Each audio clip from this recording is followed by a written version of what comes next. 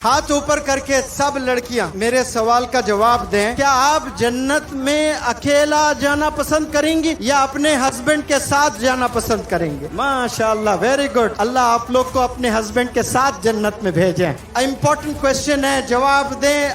आपके हस्बैंड की जन्नत कहाँ है? आपकी सास के कदमों में है।